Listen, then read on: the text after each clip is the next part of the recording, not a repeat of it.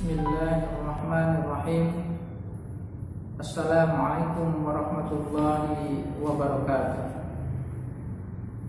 Bapak Ibu, Sobat Semar yang dimuliakan oleh Allah Subhanahu wa Ta'ala,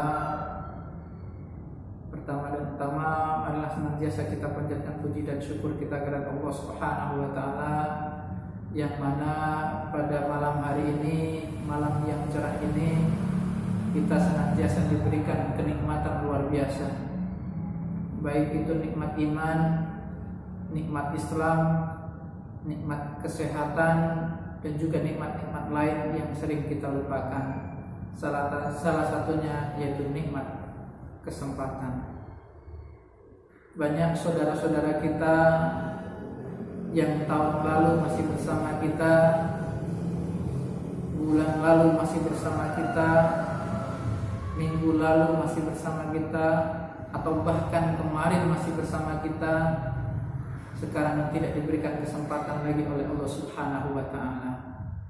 Maka dari itu, nikmat kesempatan ini mari sama-sama kita syukuri dengan senantiasa mendekatkan diri kepada Allah Subhanahu wa Ta'ala. Bapak Ibu, Sobat Semar yang dimuliakan oleh Allah Subhanahu wa Ta'ala, setiap kita pasti pernah merasakan yang namanya kegalauan, kegundahan, kebingungan dalam menentukan arah hidup ini. Kadang kita terobsesi dengan yang namanya kenikmatan-kenikmatan dunia. Kita terobsesi dengan sesuatu yang berupa materi yang membuat kita bahagia di dunia ini. Kita akan senantiasa menggunakan seluruh tenaga pikiran kita untuk mencapai yang namanya cita-cita di dunia ini. Tapi kadang kita lupa bahwa senantiasa Allah sudah memberikan batas waktu yang namanya kematian ataupun ajal. Obsesi silahkan, tapi jangan sampai membuat kita lupa dengan yang namanya inna lillahi wa inna ilaihi raji'un. Kita akan senantiasa kembali. Kita senantiasa akan kembali kepada Allah Subhanahu wa Ta'ala. Suka tidak suka, terpaksa ataupun tidak, yang jelas kita akan kembali kepada Allah Subhanahu wa Ta'ala dan memutus semua kenikmatan-kenikmatan yang ada di dunia ini. Bapak Ibu hadirin Sobat Semar yang dimuliakan oleh Allah Subhanahu wa Ta'ala, karena kegalauan ini senantiasa menghinggapi seluruh umat manusia, maka yang penting adalah mengatasi kondisi kegalauan tadi. Jangan sampai kegalauan tadi, kebingungan kita menyeret kepada jurang kemaksiatan. Maka ada beberapa hal yang harus senantiasa kita perhatikan. Ada beberapa hal yang harus kita kerjakan supaya kita tidak terseret kepada jurang kemaksiatan. Ketika kita galau, jangan sampai kita terbawa kepada jurang kemaksiatan. Tidak sedikit kok orang-orang atau teman-teman yang senantiasa ketika mereka galau, mereka lari ke diskotik, mereka lari ke tempat-tempat maksiat. Untuk apa? Untuk yang namanya menenangkan pikiran, untuk membuang semua masalah-masalah yang mereka hadapi tadi.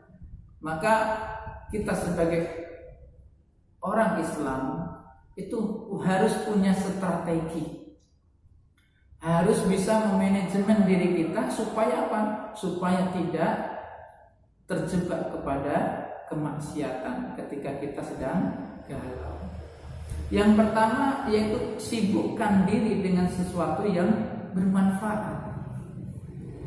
Kita semuanya dikasih waktu sama oleh Allah Subhanahu wa Ta'ala 24 jam. Tapi sedikit sekali yang senantiasa bisa kita manfaatkan untuk perbuatan-perbuatan yang mendekatkan diri kepada Allah Subhanahu wa Ta'ala. 24 jam, tidur 8 jam, nonton TV berapa jam, kita makan berapa jam, kita kerja berapa jam, kita beribadah, kita sholat berapa jam. kita membaca Quran berapa jam? Alhamdulillah, subhanallah. Jadi kalau kita hitung-hitung, sedikit sekali kita mendekatkan diri kepada Allah Subhanahu wa Ta'ala. Nah, maka dari itu waktu-waktu yang luang itu harus senantiasa kita manfaatkan untuk apa?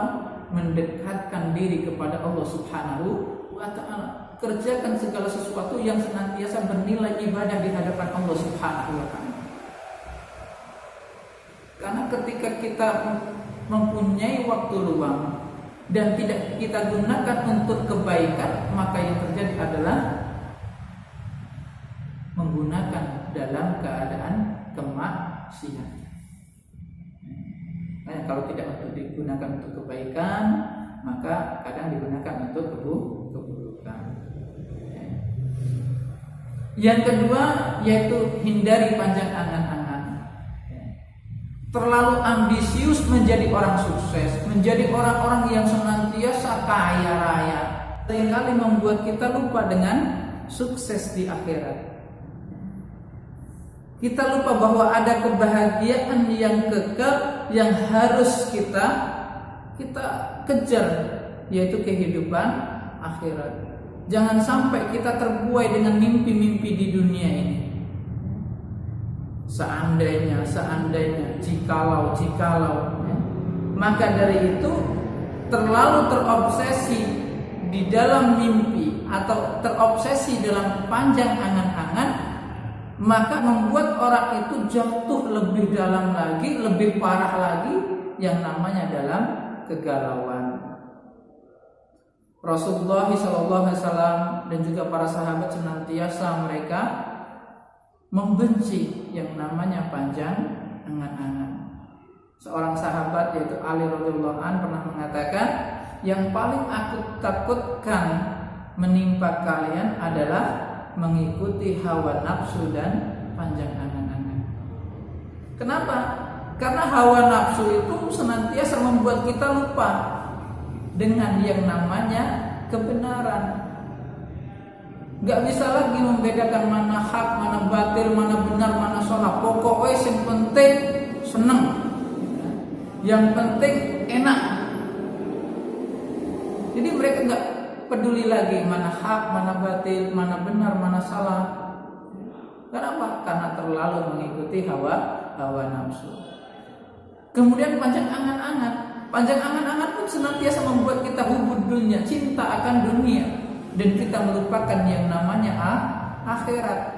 Yang dipikir dunia saja. Seolah-olah kita akan hidup kekal di dunia ini. Padahal kita semuanya sudah ada batas hari kematian. Dan itu tidak bisa dimajukan ataupun dimundurkan. Na'udzubillah summa na'udzubillah. Bapak Ibu hadirin kajian Semar yang dimuliakan oleh Allah Subhanahu wa Ta'ala. Harapan dengan panjang angan-angan itu berbeda. Di antaranya harus kita ketahui, yaitu ketika harapan itu mempunyai empat aspek. Yang pertama yaitu harapan menunjuk kepada sesuatu yang mungkin dan bisa terjadi. Yang kedua, terlihat jelas dengan sebab-sebab atau bagaimana caranya, bagaimana harapan itu bisa digapai. Yang ketiga, harapan menimbulkan dorongan dan motivasi yang kuat untuk senantiasa bekerja. Dan yang keempat, harapan menimbulkan dinamika atau produktivitas dalam hidup, baik itu dalam hal berpikir ataupun bertindak. Jadi harapan itu ada step by stepnya. Tapi kalau panjang angan-angan itu hanya mimpi saja. Jikalau tanpa ada action, tanpa ada kerja, tanpa ada tahapan-tahapan untuk memulai keberhasilan. Na'udzubillah sama na'udzubillah. Bapak Ibu hadirin kajian Semar yang dimuliakan oleh Allah Subhanahu wa Ta'ala. Yang ketiga, supaya kita dapat membentengi diri kita dari hal-hal yang berbau maksiat ketika galau adalah jangan merasa terzolimi. Jangan merasa terzolimi. Ketika kita merasa gagal, ketika kita merasa miskin, ketika kita merasa lebih payah dari orang lain, maka tidak usah bersedih hati. Karena apa? Karena kesedihan tidak akan merubah keadaan seseorang. Terlebih lagi kita manajemen hati kita supaya jangan tumbuh rasa iri, rasa hasut, rasa dengki terhadap kenikmatan-kenikmatan yang orang lain dapatkan. Jadi kita manajemen hati kita. Supaya apa? Supaya hati kita ini nerima dengan keadaan. Jangan iri, jangan dengki ataupun hasut. Undur ila man huwa asfala minkum wala tanzuru ila man huwa fawqakum. Perhatikan orang yang lebih rendah keadaannya dari kalian, dan jangan perhatikan orang yang lebih sukses dibandingkan kalian. Kenapa? Agar kalian tidak meremehkan nikmat Allah, agar kalian tidak merendahkan nikmat Allah yang sudah diberikan kepada kita. Kalau kita mencoba menghitung nikmat Allah, maka tidak akan pernah bisa, banyak sekali. Tapi kadang itu semuanya tertutup, itu semuanya kadang tidak kita anggap. Karena apa? Karena belum tercapai keinginan kita, obsesi kita belum tercapai. Maka semua kenikmatan yang ada itu kadang terlupa karena untuk bila semana. Nah, yang terpenting adalah mengubah pola pikir kita yang tadi negatif menjadi positif. Kita harus yakin bahwa senantiasa apapun yang menimpa kita saat ini, apapun yang ada pada kita saat ini, bagaimanapun keadaan yang kita jalani saat ini, semuanya atas izin Allah Subhanahu wa Ta'ala. Semuanya sudah diizinkan oleh Allah Subhanahu wa Ta'ala. Jadi tinggal sikap kita, pola pikir kita yang kita rubah. Contoh misalnya, ketika ada orang tua kita yang sakit, yang sudah tua renta, sakit-sakitan, kalau pola pikir kita negatif, itu akan menjadi beban. Kita akan bersulong, kita akan dongkol, itu akan menjadi beban, sehingga kita durhaka kepada kedua orang tua, dan itu membuat kita jauh dari Allah Subhanahu wa Ta'ala. Tapi coba kalau kita berpikir positif, itu semuanya bisa menjadi ladang amal kita. Orang tua yang sakit itu bisa menjadi ladang amal kita, bisa menjadi jalan kita menuju surganya Allah Subhanahu wa Ta'ala. Dengan cara apa? Berbakti kepada kedua orang tua. Bagaimana orang tua itu sudah menyayangi kita, bagaimana orang tua itu sudah memberikan segala-galanya untuk kita saat ini. Saat ini tugas kita untuk membalas budi mereka. Itu kalau kita berpikir positif. Tapi kalau kita berpikir negatif, ya tadi seperti itu tadi. Ya. Jadi rubah pola pikir kita. Jangan merasa terzolimi, jangan merasa teraniaya, tapi jadikan itu semuanya ladang amal kita untuk mencari ridha Allah Subhanahu wa Ta'ala. Yang keempat, yang harus senantiasa kita perhatikan supaya kita tidak terjatuh dalam lubang kemaksiatan ketika kita galau adalah mendekatkan diri kepada Allah Subhanahu wa Ta'ala. Bapak Ibu, sobat semar yang dimuliakan oleh Allah Subhanahu wa Ta'ala, kadang orang ketika dia jatuh, dia senantiasa lupa dengan Allah Subhanahu wa Ta'ala. Bapak Ibu sobat semar yang dimuliakan oleh Allah Subhanahu wa Ta'ala, ini yang harus senantiasa kita camkan dalam diri kita, bahwa kita masih punya Allah Subhanahu wa Ta'ala. Keadaan, kegalauan, kesedihan, semuanya atas izin Allah Subhanahu wa Ta'ala. Allah sudah menurunkan yang namanya Al-Quran. Jadikan itu bacaan, jadikan itu obat. Karena Al-Quran itu adalah obat.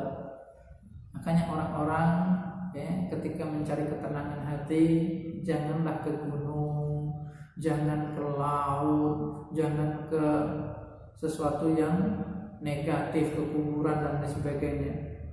Tapi larilah ke masjid, sholat, baca Quran, perbanyak zikir. Insya Allah hati kita akan menjadi tenang, pikiran kita akan menjadi lapang dan mudah untuk berpikir positif. Amin ya rabbal alamin. Semoga kita semuanya dijauhkan oleh Allah Subhanahu wa taala dari hal-hal maksiat ketika kita galau. Amin ya rabbal alamin. Bapak Ibu sobat Semar yang dimuliakan oleh Allah Subhanahu wa taala, demikian dari saya, kurang lebihnya mohon maaf. Assalamualaikum warahmatullahi wabarakatuh.